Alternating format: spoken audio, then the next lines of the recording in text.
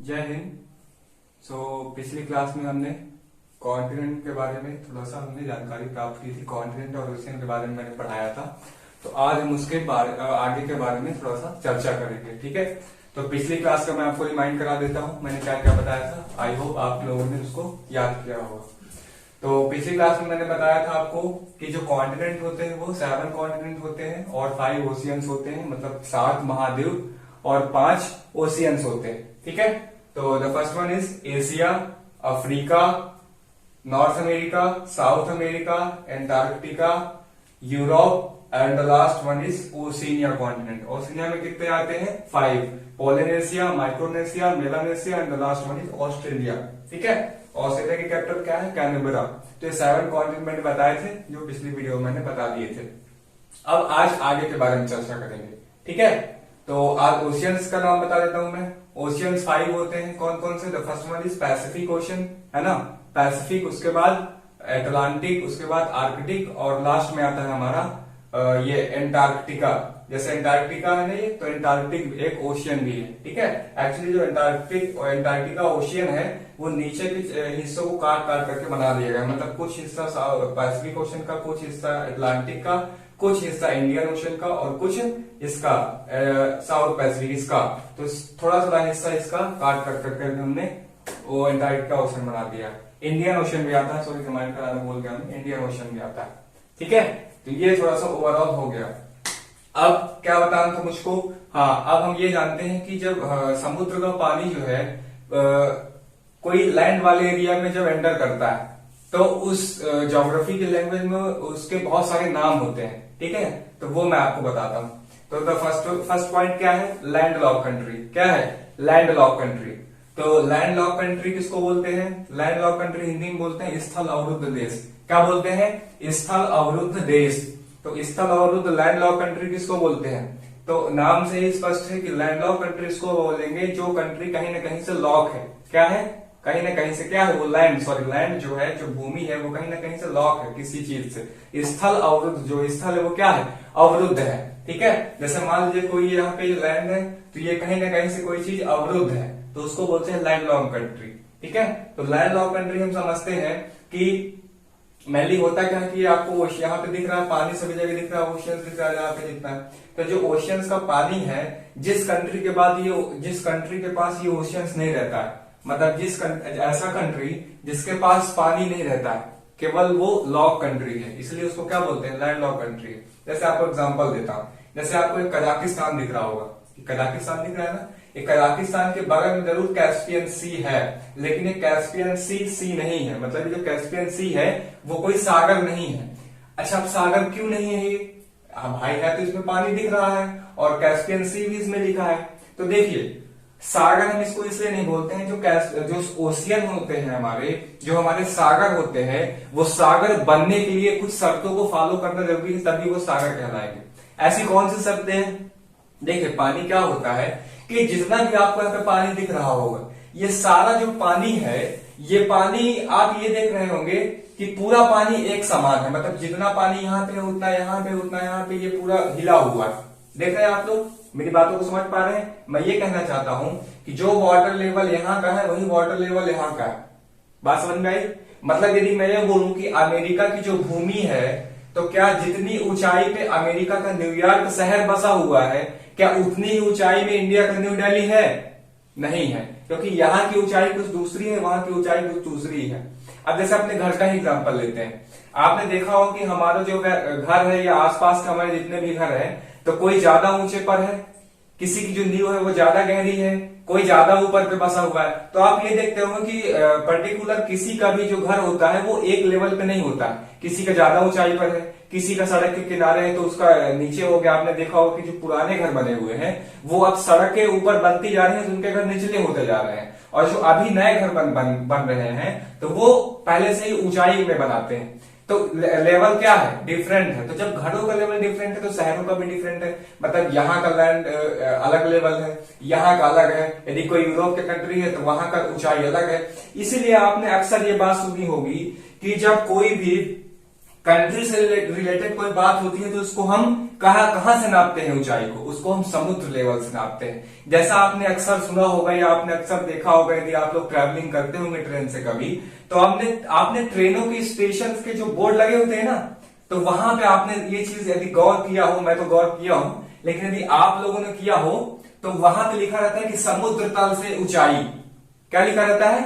समुद्र तल से ऊंचाई। जैसे आप मान लीजिए न्यू दिल्ली स्टेशन का मैं जिक्र करता हूं, जो न्यू दिल्ली स्टेशन है, जो जंक्शन है, उसका जो बोर्ड आपको लिखा मिलेगा कि नई दिल्ली, उसके जस्ट नीचे आप पे रिमाइंड करिएगा। यदि नहीं देखा हो, नहीं कभी आपने गौर किया हो, तो अब जब आप कभी यात्रा करिएगा ट्रेन में, तब इस चीज को आप देखिएगा। उसमें साफ साफ नीचे लिखा रहता है समुद्र तल से ऊंचाई इतनी, मतलब जितनी भी ऊंचाई होगी उतना लिखा रहता है। तो पहले मैं भी बहुत सोचता था ये समुद्र तल से ऊंचाई क्या बता रहा है भाई, स्टेशन बना है तो इसका समुद्र से क्या लेना देना है, ठीक है। तो एक्चुअली वही बात है, वही बात मैं आपको यहाँ पे समझाना चाहूंगा कि समुद्र तल से ऊंचाई इसलिए बनाई जाती है क्योंकि जो वाटर लेवल है वो सबका समान है। यहाँ अमेरिका के पास का जो आर्कटिक ओशन है और हमारे इंडिया का जो इंडियन ओशन है, यहाँ का जो पानी और यहाँ का जो पानी, उसका लेवल एक है। मतलब जितनी बराबरी पे ये पानी भरा है, उतनी ही बराबरी में ये पानी भी है, ये पानी भी है और ये पानी भी है। लेकिन जमीनें अलग अलग हैं सबकी। अफ्रीका ऊंचा है, ये निचला है, ये और ऊंचा है, ये खावड़ है। तो जमीनों से हम क्या है, किसी की ऊंचाई नहीं नाप सकते हैं। इसीलिए अब आपको फर्क समझ में आएगा कि जो स्टेशनों की जो दूरी, स्टेशन की जो ऊंचाई होती है वो समुद्र तल से नापी जाती है। कहां से नापी जाती है? समुद्र तल से। तब हम ये आंकड़ा लगा पाएंगे कि जो हमारा न्यू दिल्ली इंडिया की कैपिटल का जो स्टेशन है वो समुद्र तल की इतनी ऊंचाई पे बसा हुआ है। और यदि हम कंपेरिजन अमेरिका के न्यूयॉर्क शहर से करें तो वहां के स्टेशन का हम देख लेंगे कि इसके समुद्र तल से कितनी ऊंचाई है। तब हमको मेन रीजन पता चल जाएगा कि आखिर हाँ ये निचला हिस्सा है और ये ऊंचा हिस्सा हुआ। तो बात आपको समझ में आ रही होगी। तो ओशियन का मैंने क्या बताया कि ओशियन होने के लिए हमको कुछ शर्तें जो है फॉलो करनी पड़ती हैं। तो पहली शर्त क्या है कि जो ओशियंस है वो पूरा एक होना चाहिए। आपको मैं एक और एग्जांपल देके समझाना चाहूंगा। जैसे मान लीजिए कि दो गड्ढे हैं, दो गड्ढों में पानी भरा हुआ है और यदि एक गड्ढा यहाँ पे है, एक गड्ढा यहाँ पे है, कुछ दूरी पे मान लीजिए 10 मीटर की दूरी पर दो गड्ढे हैं, ठीक है। अब आपने ये देखा होगा कि जी वो दो गड्ढे एक ऊंचाई पर है और दूसरा निचाई पर है और उनके बीच में यदि हम कुछ खोद देते हैं और एक पाइप लगा करके दोनों का पानी हम ओवरलैप कर दें, दोनों का पानी इधर से उधर लाना चाहे, तो आप ये पाएंगे कि वो पानी जब तक दोनों गड्ढों में बराबर नहीं हो जाएगा तब तक वो बहता रहेगा। मतलब दोनों अपने आप को बैलेंस कर लेंगे। तो आप ये पाएंगे कि जितना पानी उस गड्ढे में है उतना पानी इस गड्ढे में भी बचा है। तो इससे क्या पता चला कि जो वाटर है वो हमेशा अपना लेवल क्या रखता है, बराबर रखता है। तो बस सेम कॉन्सेप्ट यहाँ पे लागू हो कि ये जो पानी है, जो पूरा समुद्र है हमारे पृथ्वी पर जो पानी फैला हुआ है, ये सब का लेवल क्या है, एक है। जितना पानी यहाँ पे है उतना यहाँ पे भी है, जितना यहाँ है उतना यहाँ पे भी है। तो कजाकिस्तान के पास जो एक कैस्पियन सी है ना, आप यदि देख पा रहे हैं वो वीडियो में जूम यदि थोड़ा सा कर पाएंगे आप, तो आप ये देखेंगे कि जो कैस्पियन सी है ये लॉक है। मतलब कि जो पूरा ओशियंस का पानी इस पे एंटर ही नहीं किया। मतलब यहाँ पे पूरी जमीन आ गई, यहाँ पे जमीन है, यहाँ पे जमीन है, यहाँ पे जमीन है, ये पानी भरा हुआ है। तो ये बताइए जब ये पानी पूरी तरह से भरा हुआ है तो ये कोई ओशियन नहीं कहलाएगा। क्यों ओशियन नहीं कहलाएगा? क्योंकि इसका जो लेवल है वो बदल गया। यहाँ का लेवल कुछ और है और यहाँ का लेवल कुछ और हो गया, क्योंकि केवल पर्टिकुलर एक एरिया में ही भरा हुआ है। तो इसलिए हम इसको ओशियन नहीं एक लेक बोलेंगे। और उसी वजह से जो कजाकिस्तान है इसके आप बॉर्डर एरिया में देख रहे हैं कि कोई भी ओशियन नहीं पड़ता है, इसके जस्ट ऊपर रूस है, ठीक है। इसके जस्ट नीचे कैस्पियन सी जो लेक है जैसे मैंने भी बताया, इसके नीचे उज्बेकिस्तान, तुर्कमेनिस्तान है और इसके बगल में किर्गिस्तान और उसके बगल में एशिया। बताइए कहाँ पे इसमें ओशियन है? कहीं पे बगल में आपको ओशियन मिला? नहीं मिला। और ओशियन नहीं मिला इसी वजह से इसको क्या बोलते हैं? Landlock country. क्या बोलते हैं? Landlock country. क्या बोलते हैं? लैंडलॉक कंट्री मतलब स्थल अवरुद्ध देश। तो स्थल अवरुद्ध देश पूरे वर्ल्ड में, पूरे अर्थ में कितने हैं? 48 हैं। कितने हैं? 48। ये क्वेश्चन पूछता है कि लैंडलॉक कंट्री पूरे वर्ल्ड में कितने हैं? 48 हैं। लेकिन ये जो 48 में से कजाकिस्तान वाला लैंडलॉक कंट्री है ये सबसे बड़ा है। क्या है? सबसे बड़ा लैंडलॉक कंट्री। इसलिए मैंने इसका आपको एग्जांपल दिया। और ये एग्जाम में क्वेश्चन पूछता भी है कि सबसे बड़ा लैंडलॉक कंट्री कौन सा है? हमारा कजाकिस्तान। क्या है? कजाकिस्तान। एक चीज मैं यहाँ पे और ऐड करना चाहूंगा कि ओशियन होना बहुत जरूरी होता है। ओशियन, किसी कंट्री के पास यदि ओशियन है तो उसकी जो इकोनॉमी है वो बहुत अच्छी रहेगी। अब क्यों अच्छी रहेगी? इसके भी कई कारण होते हैं। देखिए, जो जिस देश के पास ओशियन है वहां पे उसको खनिज संपदा मिलेगी, है ना, हर चीज आपको पानी से मिलता है, मछलियां मिलेगी तो हमारा इकोनॉमिक बढ़िया रहेगा, मछली पालन हम कर सकते हैं, तो यहाँ पे कई लोगों को रोजगार मिलेगा ओशियन से।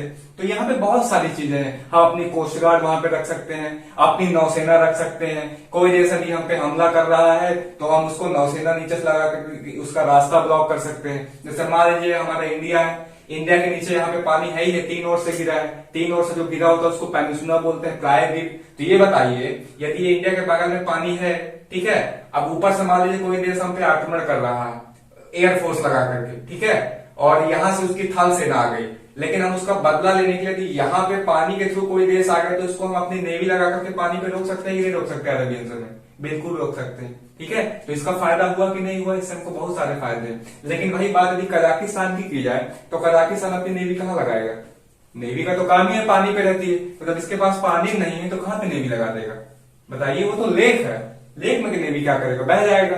तो ये क्या है, थोड़ा सा अनसिक्योर होता है, इसलिए ज्योग्राफी में या पॉलिटिकल दृष्टि से ये देखा जाता है, इंटरनेशनल रिलेशन में ये देखा जाता है कि जिस कंट्री के पास वाटर है, ओशियन है, वो थोड़ा सा क्या होता है, सिक्योर होता है, अच्छा माना जाता है, उसकी इकोनॉमी भी अच्छी होती है। तो बात समझ में आ गई। तो वाटर भी मैंने आपको समझा दिया। दूसरा मैंने बताया लैंडलॉक कंट्री, तो लैंडलॉक कंट्री पूरे वर्ल्ड में कितने हैं, 48। कितने हैं, 48। लैंडलॉक कंट्री किसको बोलते हैं, जिस देश के पास कोई भी ओशियन नहीं है उसको लैंडलॉक कंट्री, मतलब वो कंट्री क्या है, लॉक है पूरी तरह से। सबसे बड़ा लैंडलॉक कंट्री कौन सा है, कजाकिस्तान। सबसे बड़ा लैंडलॉक कंट्री कौन सा है, कजाकिस्तान। कजाकिस्तान के बाद दूसरे नंबर में बड़ा कौन सा आता है, कजाकिस्तान के दूसरा बड़ा आता है हमारा ये क्या बोलते हैं, एक लाओस हो गया, लाओस, यहाँ पे लाओस मिलता है हमारा, ये पिंक कलर में होगा, लाओस मिलता है, ठीक है। जो भी इंपॉर्टेंट है, कजाकिस्तान के बाद लाओस हम कर सकते हैं, और दूसरा चाइना के बाद मंगोलिया है ऊपर, देखिए मंगोलिया आपको दिख रहा होगा, ये जस्ट चाइना है, चाइना के ऊपर मंगोलिया है, मंगोलिया के ऊपर रूस है, ठीक है। लेकिन अगल बगल में तो आपको एक भी पानी नहीं दिख रहा होगा, इसलिए मंगोलिया भी क्या है, लैंडलॉक कंट्री, क्या है, लैंडलॉक कंट्री। तो एशिया में दो बड़े हैं, सॉरी 3 लैंडलॉक कंट्री, एक कजाकिस्तान, मंगोलिया और दूसरा हो गया हमारा लाओस। ये 3 इंपॉर्टेंट थे, इसलिए मैंने आपको बता दिया, और एग्जाम में क्वेश्चन पूछता है ओवरऑल कितने लैंडलॉक कंट्री, 48, लेकिन हमको 3 ही नाम याद रखने हैं। कितने नाम याद रखने हैं, 3, क्योंकि ये 3 इंपॉर्टेंट है और बड़े एरिया में है, ठीक है। कजाकिस्तान मैप में देखिए, मैप पे आप देखेंगे तो आपको जल्दी रिमाइंड होगा, कजाकिस्तान, उसके जस्ट बगल में मंगोलिया, और आप नीचे आ जाएंगे तो नीचे आप आएंगे तो यहाँ म्यांमार है ना, म्यांमार अपने इंडिया का ही हिस्सा था, 1935 में अंग्रेजों ने इसको अलग कर दिया था। तो म्यांमार के जस्ट बगल में आपको लाओस मिलेगा, क्या मिलेगा, लाओस, कंबोडिया, वियतनाम, तीनों का ग्रुप चलता है। तो लाओस जो पिंक कलर में है तो ये भी लैंडलॉक कंट्री। तो यहाँ बोलिए Kazakhstan, Mongolia, Laos, Kazakhstan, Mongolia, Laos, Kazakhstan, Mongolia, Laos, Kazakhstan, Mongolia, Laos क्या है, लैंडलॉक कंट्री है, क्या है, लैंडलॉक कंट्री है। लैंडलॉक कंट्री कौन कौन से है, कजाकिस्तान, मंगोलिया, लाओस, कौन कौन से, कजाकिस्तान, लाओस, मंगोलिया, ठीक है। कितने लैंडलॉक कंट्री है, 48। कितने लैंडलॉक कंट्री ओवरऑल, 48, लेकिन मेनली कितने हमको याद रखने हैं, 3। कौन कौन से, कजाकिस्तान, मंगोलिया, लाओस, ठीक है।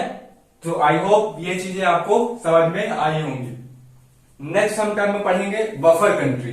क्या है, बफर कंट्री। लैंडलॉक कंट्री हमको समझ में आ गया, अब हम ये देखेंगे कि बफर कंट्री किसको बोलते हैं, किसको, बफर कंट्री किसको बोलते हैं। तो बफर कंट्री हम उसको बोलते हैं जो 2 बड़े देशों के बीच एक छोटा देश होता है, उसी को क्या बोलते हैं, बफर कंट्री बोलते हैं। 2 बड़े देशों के बीच एक जो छोटा देश होता है उसी को बफर कंट्री बोलते हैं। और ये सबसे खराब मनोदशा होती है, मतलब बोलते हैं ना कि क्या बोलते हैं, धान के साथ घुन भी पिसता है, ऐसा कुछ वाला एरिया है।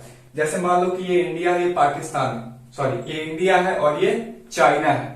अब इंडिया और चाइना में हमेशा तनाव की स्थिति रहती कि नहीं रहती। हमारे लगभग हम देखो तो एक्सट्रीम लेवल पे हमारे दुश्मन कौन है, पहला तो पाकिस्तान हो गया और सेकंड लेवल पे चाइना है। ये चाइना और पाकिस्तान किसी के सगे नहीं हो सकते हैं, चीज नोट कर लीजिए मेरी, ठीक है।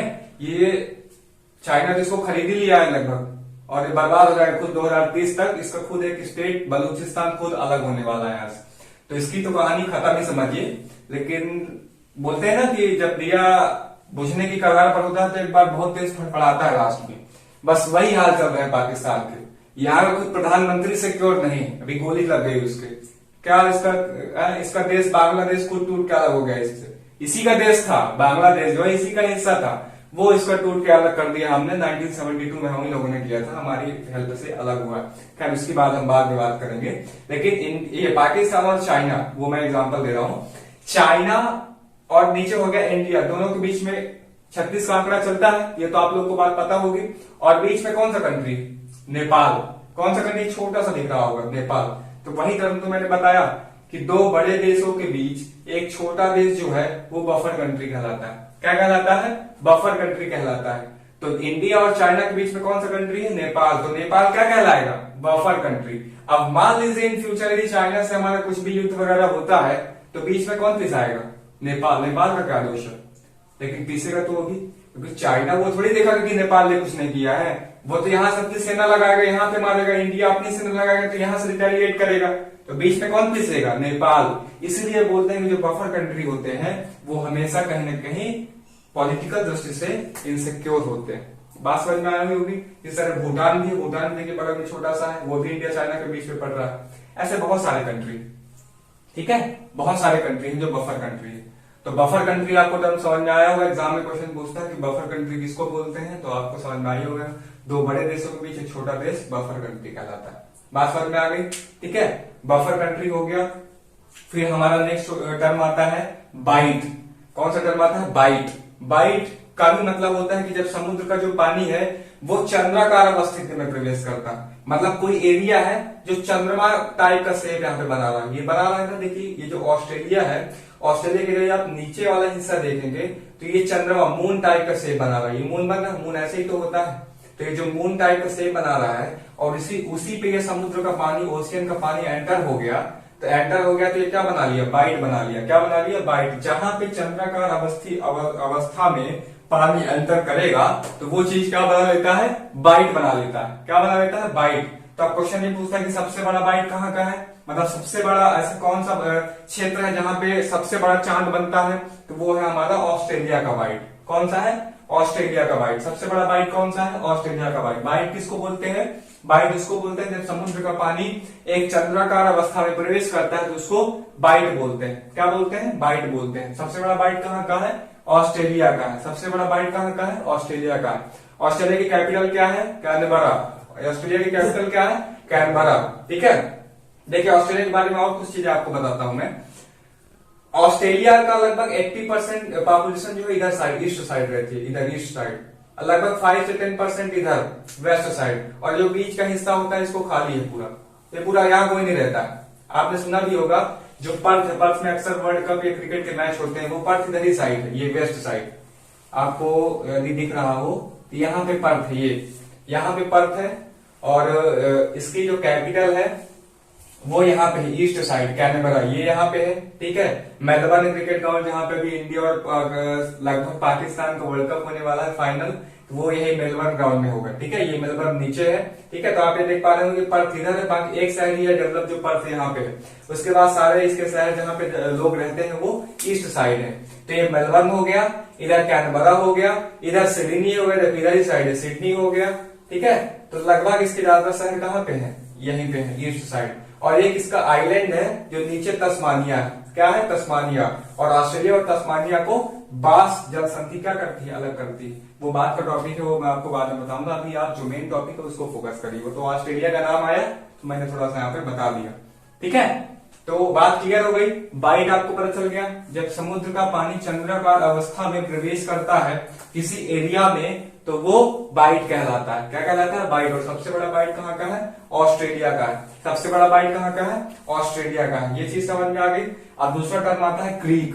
क्या आता है? क्रीक। क्रीक किसको बोलते हैं? तो बस सेम चीज है। समुद्र का पानी जब बहुत पतली आकृति में प्रवेश करता है, समुद्र का पानी जब बहुत पतली आकृति में प्रवेश करता है किसी एरिया में, उसको क्रीक बोलते हैं। समुद्र का पानी पतली आकृति में न प्रवेश करके चंद्राकार अवस्था में प्रवेश कर रहा है, चंद्रमा टाइप में बना रहा है, उसको बाइट बोल देंगे। बात एक ही है, बात पानी ही प्रवेश कर रहा है, मतलब पानी ही प्रवेश कर रहा है किसी लैंड में, बस उसके टर्म बदल जाते हैं। क्या बदल जाते हैं? टर्म बदल जाते हैं। बात समझ में आ गई। जैसे आपने पकौड़ा खाया होगा तो पकौड़े में 2 ब्रेड लगा देता है तो उसका नाम ब्रेड पकौड़ा हो जाता है। बात देखिए। ठीक है। तो बस वही चीज है। जैसे चंद्राकार अवस्था में प्रवेश किया पानी तो क्या होगा, बाइट हो गया। किसी पतले आकृति में प्रवेश किया पानी तो क्या हो गया, क्रीक हो गया, जिसको हिंदी में सोता बोलते हैं। क्या बोलते हैं, सोता या सोता ऐसा कुछ बोलते हैं, सोता बोलते हैं। ठीक है, जैसे मैं यहाँ पे एग्जाम्पल आपको दे रहा, सऊदी अरब है, सऊदी अरब के बगल में पानी घुस रहा है, यहाँ पे घुस रहा कि नहीं घुस रहा, ये क्या है, क्रीक है। क्या है, क्रीक है। पतली आकृति में, ये टर्म याद करिएगा, पतली आकृति में जब कोई पानी प्रवेश करता है तो उसको क्रीक बोलते हैं। ठीक है, अब बात यह आती है कि जब पानी पतली आकृति में नहीं, बहुत बड़ी आकृति में यदि पानी प्रवेश कर जाए तो क्या बोलेंगे, तो उसका टर्म बदल जाएगा, उसको फिर हम बोलेंगे गल्फ। क्या बोलेंगे, गल्फ। क्या बोलेंगे, गल्फ। गल्फ का मतलब होता है खाड़ी। क्या होता है, गल्फ। अब आपको एग्जांपल यहाँ पे देना चाहूंगा, ये गल्फ आपको दिख रहा होगा यहाँ पे, ये गल्फ ऑफ मैक्सिको। ये देखिए कितना बड़ा पानी है, ये पूरा पूरा इधर वाइड एरिया में। तो पानी जब बहुत चौड़े आकृति में प्रवेश करता है तो क्या बोलते हैं इसको, गल्फ। गल्फ का मतलब होता है खाड़ी, गल्फ की खाड़ी। ठीक है, सॉरी, मैक्सिको की खाड़ी। तो आपकी क्वेश्चन ये पूछता है कि सबसे बड़ा गल्फ कहाँ का है, सबसे बड़ा गल्फ कहाँ का है, मैक्सिको का गल्फ। कहाँ का है, गल्फ ऑफ मैक्सिको। सबसे बड़ा गल्फ कौन सा, मैक्सिको का गल्फ। सबसे बड़ा बाइट कहाँ का, ऑस्ट्रेलिया का बाइट। ठीक है, क्रीक भी समझ में आ गया, जब बहुत पतली आकृति में पानी प्रवेश करता है तो उसको क्रीक बोलते हैं, और जब बहुत चौड़ी आकृति में पानी प्रवेश करता है उसको गल्फ बोलते हैं। सबसे बड़ा गल्फ कहाँ का है, मैक्सिको का गल्फ, गल्फ ऑफ मैक्सिको। बात समझ में आ गई। फिर गल्फ से भी थोड़ा सा बड़ा, मतलब गल्फ से भी बड़े आकृति में पानी प्रवेश कर रहा है तो उसको बे बोलते हैं। क्या बोलते हैं, बे। बे मतलब भी खाड़ी ही होता है, गल्फ मतलब भी खाड़ी होता है, बे मतलब भी खाड़ी होता है, लेकिन इंग्लिश में टर्म इसका चेंज हो जाता है, गल्फ और उसमें इधर होता है बे। तो ये आपको यहाँ पे दिख रहा होगा बे ऑफ बंगाल, ये इंडिया के जस्ट बगल में इधर ईस्टर्न साइड आपको बे ऑफ बंगाल, अपने बंगाल की खाड़ी पड़ी होगी। तो जो बे ऑफ बंगाल है ये सबसे बड़ी बंगाल की खाड़ी, मतलब सबसे बड़ी खाड़ी कौन सी है, बंगाल की खाड़ी, बे ऑफ बंगाल। सबसे बड़ी बे कौन सी है, बे ऑफ बंगाल। और सबसे बड़ी गल्फ कौन सी है, गल्फ ऑफ मैक्सिको। दोनों का मतलब एक है, बस साइज का फर्क है, गल्फ से बड़ा होता है हल्का बे, तो इसको बे बोल दिया जाता है। ठीक है, तो सबसे बड़ा खाड़ी कौन सी है, बे ऑफ बंगाल। बात समझ में आ गई, ये यहाँ पे बे ऑफ बंगाल है ईस्टर्न साइड पे। ठीक है, तो ये सारी चीजें हो गई। बस लगभग इतने ही क्वेश्चन इसमें, यदि मैप से ओवरऑल थोड़ा बहुत पूछेगा तो पूछेगा, बाकी हम इसका एक एक स्पेसिफिक पढ़ेंगे कि मालदीव में क्या है, श्रीलंका में क्या है, इंडिया में क्या है, ये सारी चीजें हम पढ़ेंगे।